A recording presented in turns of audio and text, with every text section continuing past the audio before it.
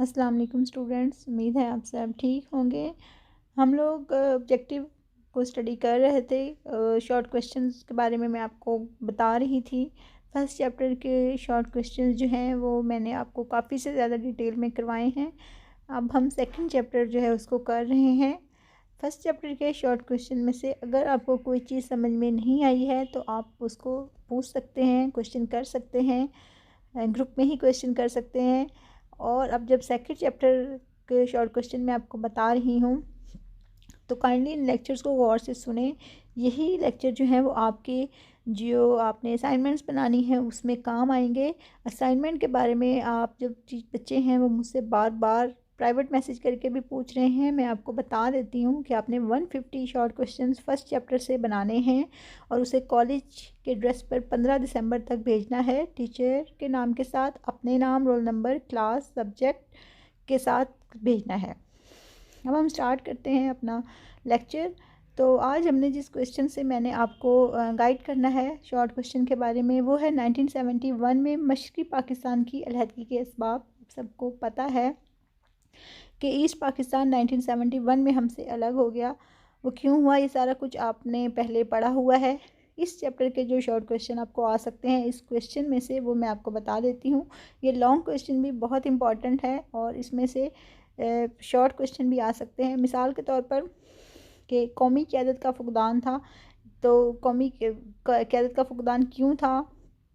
क्योंकि जो मुस्लिम लीगी कायदीन हैं वो अवाम पर हुकूमत करना सिर्फ अपना हक़ समझते थे और वो जो है जिसके सबब जो मशरक़ी पाकिस्तान की जो मुस्लिम लीगी वजारत है वो अवाम का एतमाद हासिल करने में नाकाम रही। उनका रब्ता अवाम से नहीं रहा, जिसकी वजह से जो अवाम है वो भी इनसे कट ऑफ हो गए। और इसका नतीजा ये हुआ कि जब 1954 के इंतखाबात हुए थे तो उसमें मशरक़ी पाकिस्तान में मुस्लिम लीग को एक नूरुल अमीन नामी एक स्टूडेंट ने शिकस्त दी थी और जिसके बड़े बुरे असरात मुरतब हुए थे। फिर इक़्तिसादी बदहाली का क्या रोल था मशरक़ी पाकिस्तान की अलहदगी में? शॉर्ट क्वेश्चन इस तरह से भी आ सकता है कि मशरक़ी पाकिस्तान हमेशा से इक़्तिसादी तौर पर पसमानदा था। उसकी पसमानदगी का जो बुनियादी सबब है वो मगरबी बंगाल का हिंदू सनतकार था, हिंदू ज़मींदार था। ये सारे लोग जो हैं वो मशरक़ी पाकिस्तान की मईशत पर छाए हुए थे और ये सूबा जो है वो इनके जो अपने जोग्राफियाई हालात थे, ज़ाहिर है वो पाकिस्तान से 1600 किलोमीटर दूर था। वहाँ पे पर्सन की काश्त होती थी और उसके अलावा जो है वहाँ के लोगों का जो वैसे भी रहन सहन तौर तरीका हमसे थोड़ा सा डिफरेंट था।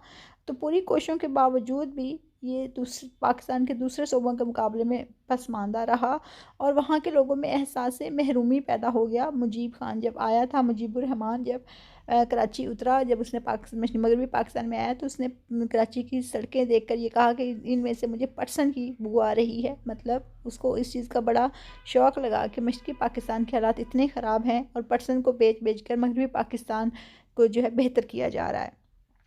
उसके बाद ये भी क्वेश्चन आ सकता है कि मशरक़ी पाकिस्तान की अलहदगी में हिंदू असातिज़ा ने क्या किरदार अदा किया? ये क्वेश्चन बहुत शॉर्ट क्वेश्चन इंपॉर्टेंट है। हिंदू असातिज़ा जो हैं ज़ाहिर है वो वहाँ पे काफ़ी से ज़्यादा तादाद में मौजूद थे और बंगाली मुसलमान हमेशा तालीमी मैदान में हिंदुओं से कमतर रहे थे। तो स्कूलों और कॉलेजों में जो असातिज़ा की अक्सरियत थी वो हिंदू थी। उन्होंने नई नस्ल के जहनों को इस चीज़ से आलूदा कर दिया कि बंगाली कौमियत का उनके अंदर जज्बा भर दिया। कौमियत पता है आपको कि being to consider oneself more superior than other nations. तो जब वो अपने आप को सुपीरियर समझने लगे तो उन्होंने पाकिस्तान जो है नज़रिया पाकिस्तान से ही बगावत कर दी। इस तरह से मगरबी पाकिस्तान जो है उसके लहदगी की राह हमवार हो गई। फिर बंगाली ज़बान के मसले के बारे में भी शॉर्ट क्वेश्चन आ सकता है कि बंगाली ज़बान ने मशरक़ी पाकिस्तान की अलहदगी में क्या किरदार अदा किया? तो कौमी इत्तेहाद को पारा करने में इसने भी बड़ा अहम किरदार अदा किया क्योंकि बंगाल जो है वो 55% उसकी आबादी थी मशरक़ी पाकिस्तान की और लेकिन जो कौमी ज़बान थी वो उर्दू करार दी गई। तो बंगालियों ने बंगाली ज़ुबान के हक़ में तहरीक शुरू की। कायदे-ए-आज़म ये चाहते थे कि पाकिस्तान की कौमी ज़बान उर्दू होगी और जब उन्होंने मशरक़ी पाकिस्तान का दौरा किया तो वहाँ भी उन्होंने बड़े क्लियर अल्फाज में कहा कि पाकिस्तान की ज़ुबान जो है, कौमी ज़ुबान, वो सिर्फ़ और सिर्फ उर्दू होगी।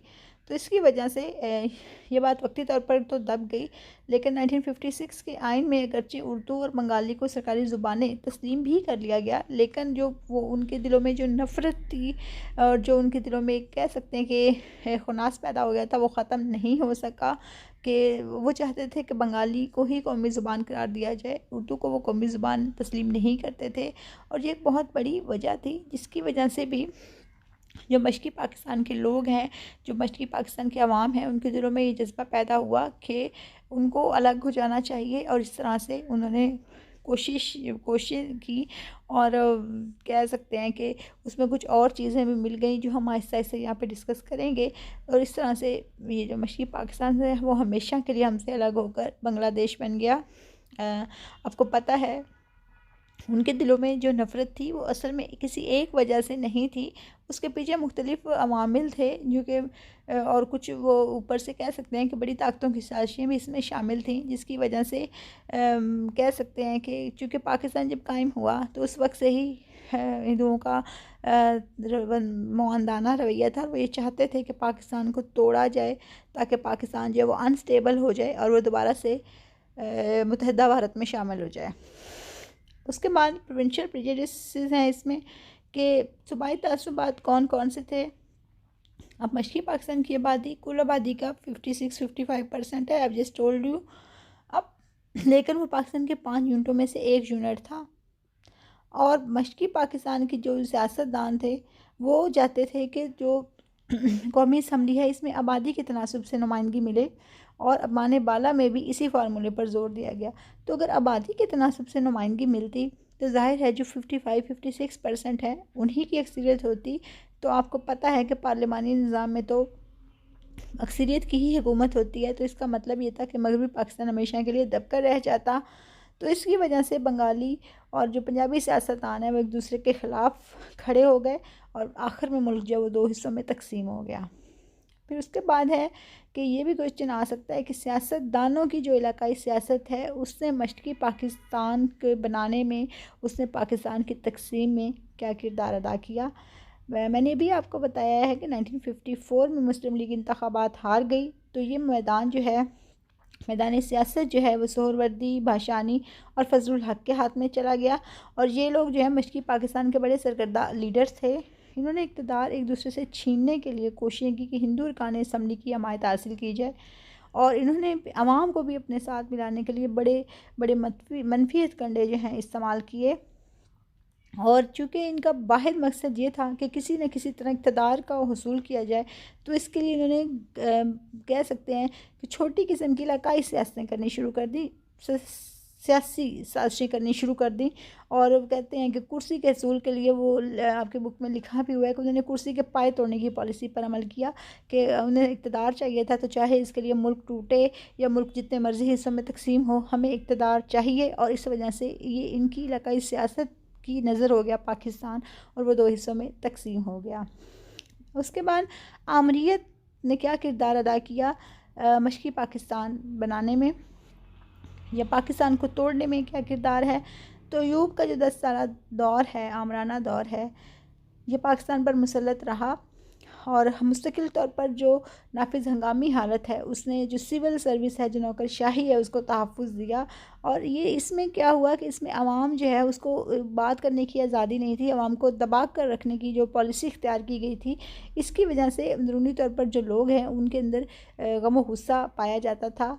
और मशरक़ी पाकिस्तान के अवाम के अंदर भी यही गम व गुस्सा पाया जाता था, और इसी वजह से वो अलहदगी की बातें करने पर मजबूर हो गए और वो चाहने लगे कि ये अलहदा हो जाए। और मुजीबुर रहमान ने जब 1966 में अपने 6 नुकात पेश किए, तो उस वक्त तो बंगाली अवाम को जैसे कोई राह मिल गई हो कि हमें यही नुकात जो है इन पर हर सूरत अमल करवाना है।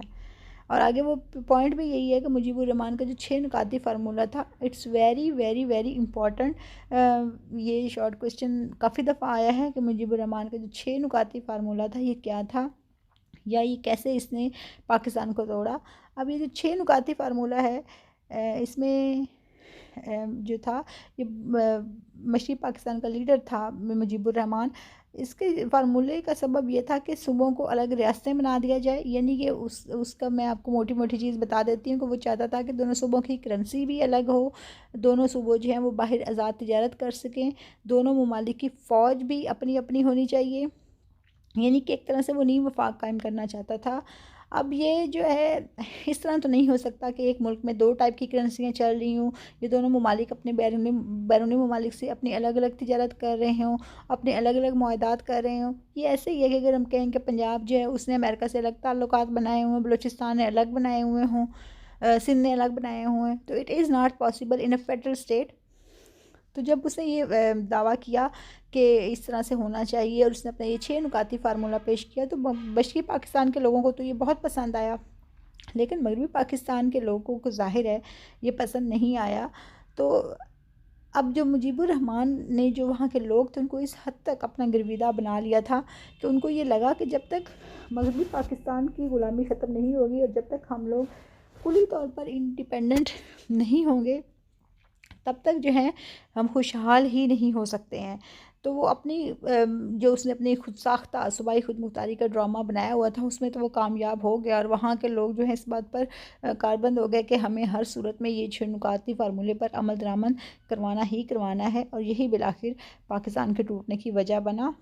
उसके बाद मिलिट्री एक्शन जो वहाँ पर लिया गया था 23 मार्च 1971 को, जब मुजीब ने ऐलान बगावत किया तो बांग्लादेश के झंडे तक वहाँ पे लहरा दिए, उसने पाकिस्तान का झंडा उतार दिया और जो मगरबी पाकिस्तान के बाशिंदे थे वहाँ पे और बिहारी थे उनका कत्लेआम शुरू कर दिया।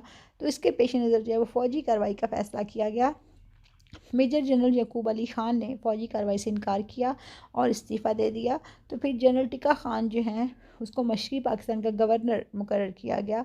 उसने संगीन कार्रवाई का इर्तिकाब किया और जिस फ़ौजी कार्रवाई के नतीजे में वहाँ के लोगों में मज़ीद गम व गुस्सा पैदा हो गया। उसके बाद एक और इम्पॉर्टेंट क्वेश्चन जो आता है, काफ़ी दफ़ा आया है कि गंगा त्यारे का अगवा से क्या मुराद है, या गंगा त्यारे के अगवा का जो वाक़या है उसे लिखें।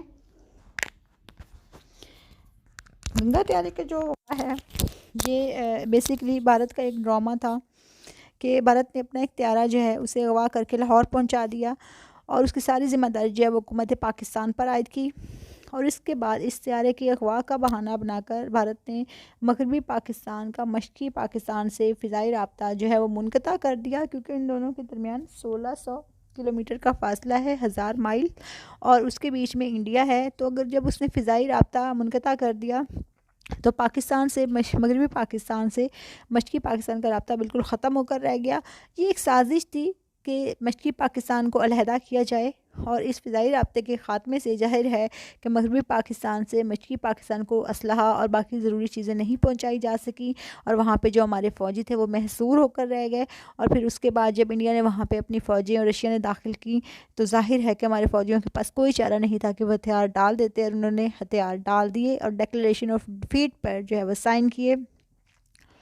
उसके बाद जो है भारत की फ़ौजी मदाखलत के बारे में भी क्वेश्चन आ सकता है कि भारत की फ़ौजी मदाखलत ने क्या किरदार अदा किया। तो भारत की ये ख्वाहिश थी कि पाकिस्तान की सालमियत को किसी न किसी बहाने से कमज़ोर किया जाए, और ज़ाहिर है उसने अपनी सरहदों की हिफाजत का बहाना बनाकर मुक्ति बाहिनी के नाम से, मुक्ति बाहिनी एक उसकी तंजीम थी जिसमें उसने कुछ कह सकते हैं कि रज़ाकार भर्ती किए हुए थे, और जिनका काम ही यही था कि पाकिस्तान के ख़िलाफ़ मशरक़ी पाकिस्तान की मदद करना है, और तकरीब कर मशरक़ी पाकिस्तान में दाखिल कर दिए और 22 नवंबर 1971 को मशरक़ी पाकिस्तान पर हमला कर दिया। फ़िज़ाई तहफ़्फ़ुज़ के दम मौजूदगी में जो मैसूर पाकिस्तानी फ़ौज थी, ज़ाहिर है कि उसे शिकस्त का सामना करना पड़ा, उन्होंने हथियार डाल दिए और जिससे मुल्क जो है हमारा वो 2 टुकड़ों में तकसीम हो गया। उसके बाद इसमें बड़ी ताकतों की साजिशों के बारे में भी क्वेश्चन आ सकता है कि बड़ी ताकतों ने क्या साजिशें की थी, उनकी क्या किरदार है इसमें मशरक़ी पाकिस्तान और मगरबी पाकिस्तान को अलग करने में। भारत ने रूस के साथ एक मुआहदे पर दस्तखत किए, 20 साला मुआहदे पर, और इस मुआहदे ने जनूब मशरक़ी एशिया में रूस और भारत को इकट्ठा कर दिया कि रशिया और भारत एक दूसरे का साथ देंगे। अब भारत को रूस से ज़रूरी कार्रवाई करने के लिए सामान भी मिला, तकनीकी इमदाद भी मिली, तो इस अमेरिका भी इसके साथ शरीक हो गया। और इसका सबूत ये मिला, पता तब चला जब अमेरिका ने अमेरिका इसराइल जो है वो भी ज़ाहिर है इंडिया के साथ था, तो इसराइल ने अमेरिकी साख्त का जो असलहा था वो भारत को फ़राहम किया। तो इससे ज़ाहिर है कि पता चल गया कि सारे साथ हैं और इन सब ने कोशिश की किसी तरीके से अलग कर दिया जाए पाकिस्तान को, मगरबी पाकिस्तान को मशरक़ी पाकिस्तान से, और वो इसमें कामयाब हो गए। सेकंड ईयर ये आपने इसकी फ़ीडबैक ज़रूर लेना है जो आपने अभी लेक्चर लिया है। Thank you.